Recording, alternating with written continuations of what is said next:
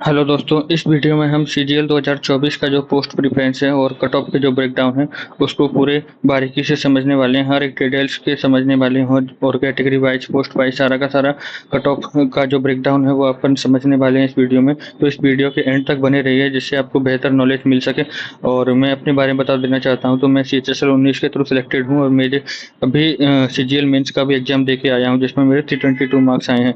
CGL 2024 के बारे में अगर हम बात कर लेते हैं तो जो पोस्ट प्रेफरेंस का रहेगा तो सिर्फ स्कोर क्या रहेगा एक जॉब पाने के लिए, वो हम इस वीडियो में बात करने वाले हैं। Post wise expected cut off का आइडिया, कुछ पोस्ट के लिए कौन से कितनी कट ऑफ जा सकती है उसका एक मतलब एक्सपेक्टेड आइडिया दे सकते हैं, जैसे जिससे आप अप्लाई कर सकते हैं उसके लिए। और गाइडेंस बताने वाले हैं थोड़ा बहुत अपने हिसाब से, मेरे जो भी एक्सपीरियंस है उसके हिसाब से थोड़ा सा आपको गाइड करने की कोशिश करूंगा नॉर्थ पोस्टिंग के लिए आपको, या फिर बेस्ट जॉब आपको इसको ढूंढने में मदद मिलेगी इस वीडियो के माध्यम से। अगर आपके मार्क्स इनफ नहीं है, मतलब 310 के आसपास आ रहे हैं, ज़्यादा मार्क्स नहीं आए, तो भी आप इस वीडियो को देखिए। लास्ट में आपको बता देंगे कि आपको क्या करना चाहिए। आरबी वाले जो शुभम सर हैं उसकी एक्सपेक्टेड कट ऑफ आप देख सकते हैं, जैसे कि 18 जनवरी में 323 मार्क्स उन्होंने बताई थी यूआर के लिए। ये अपना 4600 या 4200 ग्रेड पे के लिए, और 2400 ग्रेड पे के लिए उन्होंने बताई थी 312। और इस हिसाब से आप देख सकते हैं 20 जनवरी में आपने 4 नंबर बढ़ा के 3 नंबर बढ़ा के उसमें 312, 323 और 327 के हिसाब 323 और 327 के इधर आपका 20 जनवरी वालों के लिए है, और 2400 ग्रेड पे के लिए 316। तो ये आपने देखी रखी होगी। इसके बारे में ज़्यादा टाइम वेस्ट नहीं करते और अपना कट ऑफ का जो ब्रेकडाउन है वो देख लेते हैं। कट ऑफ का एनालिसिस कैसे होगा, जैसे कि मान के चलिए आपको पोस्ट वाइज कौन सी पोस्ट भरनी चाहिए, आपके कितने मार्क्स हैं उस हिसाब से। जैसे आपके 2400 ग्रेड पे की आपको पोस्ट चाहिए, 2800 ग्रेड पे की चाहिए, 4200 ग्रेड पे की चाहिए, 4600 ग्रेड पे की चाहिए। तो इसका स्टेट वाइज वैकेंसी जो है इस वीडियो के डिस्क्रिप्शन में आपको मिल जाएगा, उधर से भी आप रेफर कर सकते हैं। मैंने एक वीडियो बना के डाली है तो उधर से आप देख सकते हैं। जैसे 2400 ग्रेड पे की जो पोस्ट है, जैसे मान के चलिए आपके बाउंड्री पर नंबर जो आ रहे हैं तो आप 2400 ग्रेड पे के लिए जा सकते हैं, क्योंकि 4600 grade pay in south and 2400 grade pay in north बराबर ही इस टाइम पे हो रहा है। और इस टाइम पे क्या मतलब CGL 23 में भी जो भी मतलब जब भी CGL का एग्जाम होता है तो उसमें ऐसा आपको देखने को मिलता है। और मिनिमम मार्क्स क्या रहने वाले हैं एक जॉब लेने के लिए, तो आप वैकेंसी देख सकते हैं। जैसे यूआर में 7603 वैकेंसी हैं, SC की अपनी 2791 वैकेंसी हैं, ST की 1575 वैकेंसी हैं, OBC की 4540 वैकेंसी हैं, और AWS की 1727 वैकेंसी हैं। टोटल अपनी 18,236 वैकेंसी हैं। इसमें कुछ वैकेंसी जो है अपनी JSO वगैरह की हैं तो वो इधर से नहीं हटाई हैं। तो मतलब एक उसमें उतनी ज़्यादा वैकेंसी है नहीं, करीब करीब 17,000 वैकेंसी आपकी फिर भी बनती है। तो आप एक्सपेक्टेड रैंक देख सकते हैं, अगर आप इस रैंक के अंदर लाई कर रहे हैं, या फिर आप जो है इस कट ऑफ के अंदर जो भी मैंने इधर लिखा हुआ है, जैसे यूआर में 315 अगर ये है मार्क्स हैं +-3, तो आपको एक ना कोई एक जॉब मिल ही जाएगी। बाकी ये जो है एक एक्सपेक्टेड आइडिया है, और इसको मतलब जेन्युइन कंसीडर नहीं कर सकते हैं, क्योंकि एक्सपेक्टेड चीज़ें एक्सपेक्टेड ही रहती हैं। और ये जो अपना रैंक निकाली गई है वो जो है प्रीवियस ईयर डेटा के हिसाब से निकाली गई है। बाकी कैसा रहता है, आरबी सर की कट ऑफ भी कई बार फेल हो जाती है, तो मतलब ऐसा रहता है ना कि कोई भी उस चीज़ को प्रिडिक्ट नहीं कर सकता, क्योंकि कट ऑफ फाइनल रिजल्ट कोई नहीं बनाता ना, फाइनल रिजल्ट तो सिर्फ और सिर्फ SSC बनाती है। और आगे बात कर लेते हैं कि जैसे अगर आप बाउंड्री पर लाई कर रहे हो तो 2400 ग्रेड पे आपको चूज करना चाहिए कि आप जैसे ये मार्क्स लिखे हैं ना, इस मार्क्स के मतलब बाउंड्री पर है, इस मार्क्स के आसपास आपके रैंक के अनुसार आपके मार्क्स हैं, तो आप 2400 ग्रेड पे की पोस्ट ही मिलेगी वैसे भी। अब ऐसा हो सकता है कि मान के चलिए कट ऑफ कम गई तो आपको मतलब नॉर्थ में मिलने की संभावना ज़्यादा है। और आप जैसे पोस्टल असिस्टेंट लेते हैं तो उधर 4098 वैकेंसी, यानी कि वैकेंसी आपको काफ़ी ज़्यादा देखने को मिल जाती है। पर इसमें प्रॉब्लम ये है कि मान के चलिए आपने यूआर से मतलब कट ऑफ क्लियर की, तो फिर आपको यूआर में ही सिलेक्शन देंगे, फिर वो आपकी कैटेगरी को मान नहीं करेंगे। और मान के चलिए जैसे 318 मार्क्स से आपकी कट ऑफ गई, मतलब 316 मार्क्स कट ऑफ गई और आपकी 318 318 मार्क्स हैं, तो फिर आपको मतलब यूआर में काफ़ी ज़्यादा पिछड़ जाएंगे। चाहे आप एससी से हों, एसटी से हों, ओबीसी से हों, कोई मतलब नहीं पड़ता, आपको यूआर से कंसिडर कर लेंगे। बाकी टैक्स असिस्टेंट वगैरह में जो और जो पोस्ट हैं अदर, तो उनमें ऐसा नहीं होता। उनमें अगर आपको मार्क्स अगर ज़्यादा आ रहे हैं यूआर से भी, तो भी आपको पहले यूआर में ही कंसीडर करेंगे। अगर आपको उस डिजायर्ड लोकेशन पर पोस्ट नहीं मिलती है यूआर से, तो फिर आपको ओबीसी वगैरह में काउंट करेंगे वो लोग। और ये चीज़ें काफ़ी ज़्यादा मैटर करती हैं। और ये मैंने ऐसा नहीं है कि मैं अपने मन से बोल रहा हूँ, ये चीज़ें जेन्युइन है, कोर्ट का ऑर्डर है इस तरह से। तो वो अगर आप बोलेंगे तो मैं बताऊँ, एक वीडियो में बता दूंगा कि कैटेगरी वाइज किस तरह से कट ऑफ जो है जाती है और किस तरह से सिलेक्शन होता है अदर डिपार्टमेंट्स में। टैक्स असिस्टेंट की आप देख सकते हैं 1620 वैकेंसी हैं, और जीएसटी में, और 2256 वैकेंसी है अपना इनकम टैक्स डिपार्टमेंट में। 2800 ग्रेड पे में अपना ऑडिटर जो है उसमें सबसे ज़्यादा वैकेंसी है। सीजीडीए डिपार्टमेंट में 1800 के करीब वैकेंसी हैं, और बाकी के जो ऑडिटर हैं उनमें कम वैकेंसी है। तो 2800 ग्रेड पे अगर आपको चाहिए तो मतलब सीजीडीए में ज़्यादा चांस बनेगा अगर आपके मार्क्स से थोड़े से कम आ रहे हैं तो भी। और इसमें थोड़ा सा नेगेटिव पॉइंट भी रहते हैं, तो वो अलग वीडियो में बात कर लेंगे। या फिर आप सुनिए लो कि मतलब ऑडिटर सीजीडीए में कैसा रहता है कि मतलब 3-3 साल में वो लोग ट्रांसफर करते रहते हैं। तो मतलब कैसा रहता है कि आपको घर मतलब छोड़ के जाना पड़ेगा 3 साल तक, आप फिर सेटल हुए, फिर आपको फिर छोड़ के जाना पड़ेगा। बाकी एक हार्ड पोस्टिंग भी अगर आप चाहो तो वो दे देते हैं। मतलब हार्ड पोस्टिंग में कैसा रहता है कि आपको लद्दाख वगैरह ऐसे कश्मीर वगैरह ऐसी जगह पर पहुंचाते हैं, और फिर आपको एक होम टाउन देने का वो रहता है कि मतलब आपको होम पोस्टिंग दे देंगे अब एक 3 साल के लिए, फिर वो 3 साल के बाद में फिर से ट्रांसफर कर देते हैं। टैक्स असिस्टेंट में आपका कोई भी ट्रांसफर नहीं होगा, और पोस्टल असिस्टेंट में आपका 1 साल बाद आप अप्लाई कर सकते हो, और उसके बाद में आपको करीब करीब 1.5 साल के 2 साल के अंतर में आपका ट्रांसफर हो जाता है, आप जहाँ जाओ वहाँ पर। तो ये एक इस पोस्ट की काफ़ी ज़्यादा अच्छी बात है। अगर आप मतलब नंबर बहुत ही ज़्यादा कम आ रहे हैं तो आप पोस्टल असिस्टेंट भर सकते हो। तो इससे मतलब कैसा रहता है कि आपको घर के पास मिलने की ज़्यादा संभावना रहती है। अगर वर्कलोड की बात करें तो पोस्टल असिस्टेंट में वर्कलोड काफ़ी ज़्यादा है, और टैक्स और बाकी की जितनी भी पोस्ट है तो मतलब उनमें वर्कलोड इतना ज़्यादा नहीं है। पोस्टल असिस्टेंट में काफ़ी ज़्यादा वर्कलोड है। और अगर आप मतलब एक अच्छा मार्क्स डिसेंट मार्क्स स्कोर कर रहे हो तो आपको क्या करना चाहिए, जैसे कि आपको 4200 ग्रेड पे नॉर्थ में मिल जाए या 4600 ग्रेड पे नॉर्थ में मिल जाए, तो वो आप देख सकते हो कि जैसे यूआर में आपकी 331 वैकेंसी 331 अगर आपके मार्क्स आ रहे हैं, या फिर मतलब 2-3 नंबर उधर उधर भी है, प्लस माइनस भी है, तो भी आप इस चीज़ को कंसिडर कर सकते हैं। और ओबीसी में 328, एससी में 318 और एसटी में 313 मार्क्स हैं। और 4200 ग्रेड, एक सेकंड, ये 4600 ग्रेड पे है नीचे, तो इसको आप सही कर लीजिएगा, ये 4600 ग्रेड पे है। ये 4600 ग्रेड पे के लिए अगर आप इतने मार्क्स स्कोर कर रहे हैं तो फिर आप इस चीज़ के लिए जा सकते हैं। जैसे कि आप यूआर से 340 मार्क्स स्कोर कर रहे हैं, ओबीसी के लिए 335 मार्क्स स्कोर कर रहे हैं, एससी में 323 मार्क्स स्कोर कर रहे हैं, और एसटी में आपको 318 मार्क्स अगर मतलब प्लस माइनस 3, इस तरह से आप इसके आसपास भी अगर लाई कर रहे हैं ना, ये 4600 ग्रेड पे है, आप इसको 4600 ग्रेड पे ही मान के चलिएगा। ये मैंने ये हटा दिया, ये एक सेकंड, ये 4600 ग्रेड पे है, ठीक है, मेरे से मिस्टेक हो गया था। और ये 4600 ग्रेड पे में अगर आप इस तरह से मार्क स्कोर कर रहे हैं तो आप इस चीज को ध्यान में रख सकते हैं।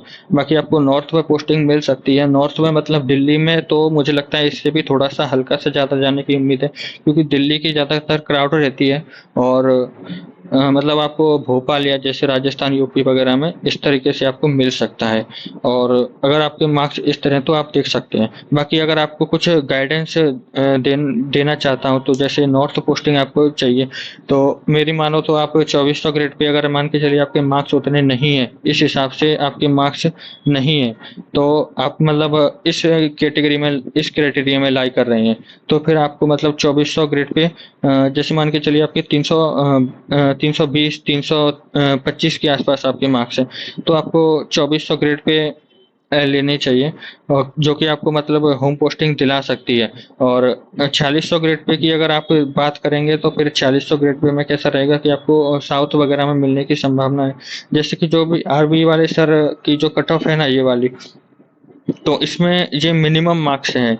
तो इसके आसपास अगर आप स्कोर कर रहे हैं 4600 ग्रेड पे में, या 4200 वाले में हो, या फिर 2400 वाले में, तो फिर आपको मतलब नॉर्थ पोस्टिंग के लिए आपको कॉम्प्रोमाइज़ करना पड़ेगा अगर आप 4600 ग्रेड पे लेते हैं तो फिर आपको 2400 ग्रेड पे लेना पड़ेगा, ऑप्ट करना पड़ेगा नॉर्थ पोस्टिंग के लिए। जैसे आपका घर एमपी में है या राजस्थान में है या यूपी वगैरह में, नॉर्थ में किधर भी है, तो आपको फिर आप 2400 ग्रेड पे के लिए जा सकते हैं, क्योंकि वो एक सेफ मतलब प्लेस रहेगा, सेफ मतलब आप खेलना रहेगा कि आप नॉर्थ में आपको मिल जाएगा। और मेरे हिसाब से तो आपको सेफ खेलना ज़्यादा अच्छा है, क्योंकि अभी इस टाइम पर कंपटीशन ऐसा है कि मतलब अच्छे-अच्छे जो काफ़ी सालों से प्रिपरेशन कर रहे हैं ना, वो भी इस टाइम पर मात खा पा रहे हैं। मात मतलब उन लोग के नंबर भी काफ़ी ज़्यादा नहीं आ पा रहे हैं, जो पुराने-पुराने एस्पिरेंट हैं वो लोग को भी।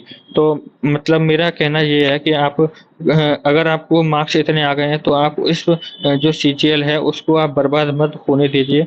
आपको नॉर्थ पोस्टिंग लेना ज़्यादा बेटर रहेगा 2400 ग्रेड पे में, अगर बजाय उसके कि 4600 ग्रेड पे लेके आप साउथ में जाओ। क्योंकि साउथ में कैसा रहता है कि मतलब बहुत ही ज़्यादा लोगों को परेशानी आई है और आती हैं, जिसका मेरे काफ़ी सारे दोस्त हैं ऐसे जो साउथ में पोस्टेड हैं और वहाँ पर जाकर वो फंस गए हैं। तो मतलब बहुत ही ज़्यादा वो लोग को परेशानी आती है। अब वो लोग ऐसा समझ लीजिए कि आज वो दो साल या 3 साल करने के बाद में वो लोग जो है एग्जाम देके और 2400 ग्रेड पे आना चाहते हैं, 4600 से 2400 ग्रेड पे आना चाहते हैं नॉर्थ पोस्टिंग के लिए।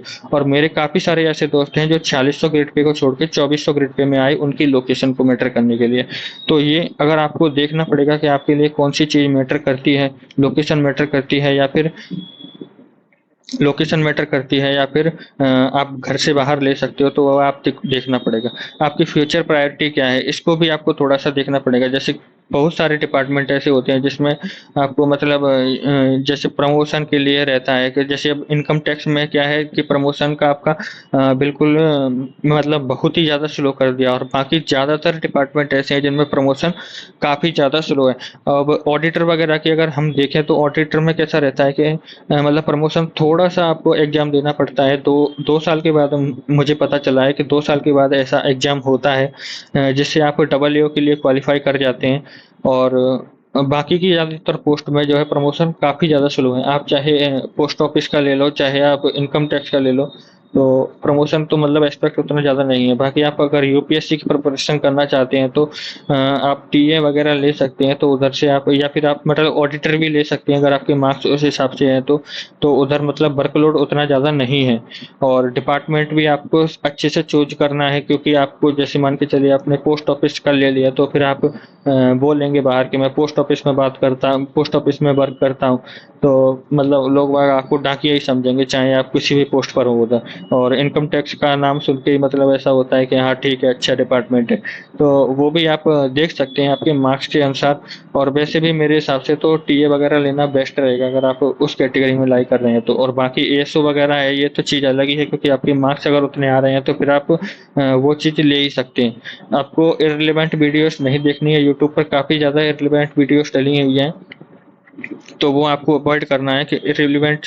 जैसे कि मान के चलिए बहुत से लोग बता रहे हैं कि 310 के आसपास उसकी कट ऑफ जाने की संभावना है, तो 310 मतलब मुश्किल है, बहुत ही ज़्यादा मुश्किल है। बहुत से तो 300 मार्क्स भी बता रहे हैं कि 300 मार्क्स चली जाएगी, तो इतना कैसे चला जाएगा मतलब कट ऑफ, क्योंकि आप रैंक आईक्यू वगैरह का डेटा देख सकते हैं, उसी में ही आपको 316 जो है 316 के आसपास बताया गया है कि इतने से ज़्यादा कैंडिडेट आपके 18,000 कैंडिडेट हैं।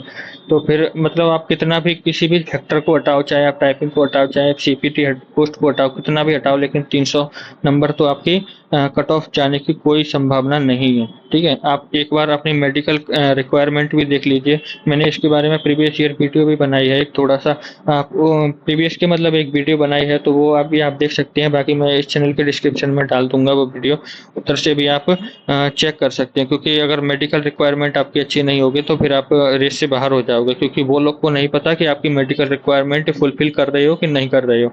तो ये आपको खुद ही देखना है, आपको पोस्ट प्रेफरेंस बनने से पहले। और मेरे हिसाब से तो आप मानो तो वो पोस्ट को भरो ही मत, ठीक है।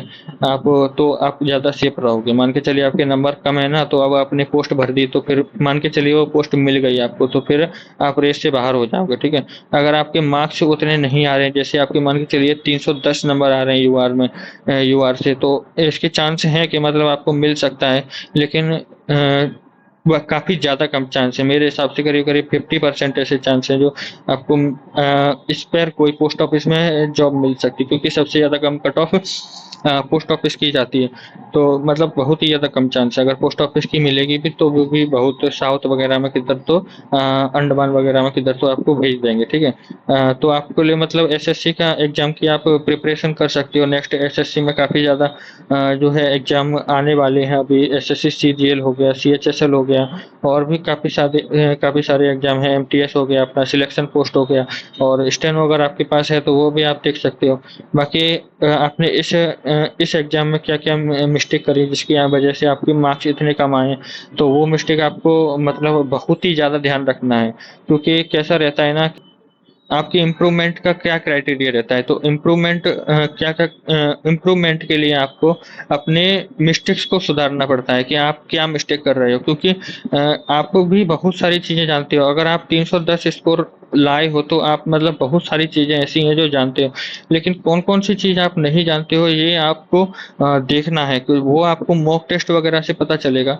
अगर आप मतलब 310 मार्क्स लाए हो तो फिर आपको काफ़ी ज़्यादा चीज़ें आती होंगी, तो फिर आप अभी मॉक टेस्ट वगैरह दे के और उन चीज़ों को एनालाइज करिए कि मेरे यहाँ से कितना नंबर कम आ रहा है और मेरा कौन-कौन सा वीक सेक्शन है, ठीक है? तो वो आपको एक बार देखना है कि आपका कौन सा वीक सेक्शन कौन सा है, और मतलब किस तरह से आप उसका प्रिपरेशन कर रहे हो और मॉक में मार्क्स कम क्यों आ रहे हैं। उस चीज़ के बारे में मैंने अपने प्रीवियस वीडियोस में बता चुका हूँ कि आपको किस तरह से आपको सीजीएल 25 या अदर एग्जाम की जो भी अभी 2025 में होने वाले हैं, तो आपको उस चीज़ की किस तरीके से प्रिपरेशन करनी है और किस तरह से मिस्टेक्स को आपको अवॉइड करना है। और थैंक यू। इस वीडियो को आप कमेंट कर सकते हैं। अगर आपको किसी टॉपिक के ऊपर वीडियो चाहिए तो आप मुझे बता सकते हैं। मैं उस टॉपिक के ऊपर वीडियो बनाने की कोशिश करूंगा, और कमेंट कर सकते हैं अगर आपको कुछ हेल्प चाहिए तो। और आप इस वीडियो को सीजीएल 2024 के कैंडिडेट हैं उनके साथ में शेयर कर सकते हैं। लाइक कर दीजिए, शेयर कर दीजिए, और चैनल को सब्सक्राइब कर दीजिए। ये मेरे लिए मोटिवेशन रहता है, क्योंकि मैं आपके लिए वीडियो बनाता हूँ, और ये और आप लोगों को भी काफ़ी ज़्यादा हेल्प हो रही है इस चीज़ से, ठीक है। तो थैंक यू वंस अगेन।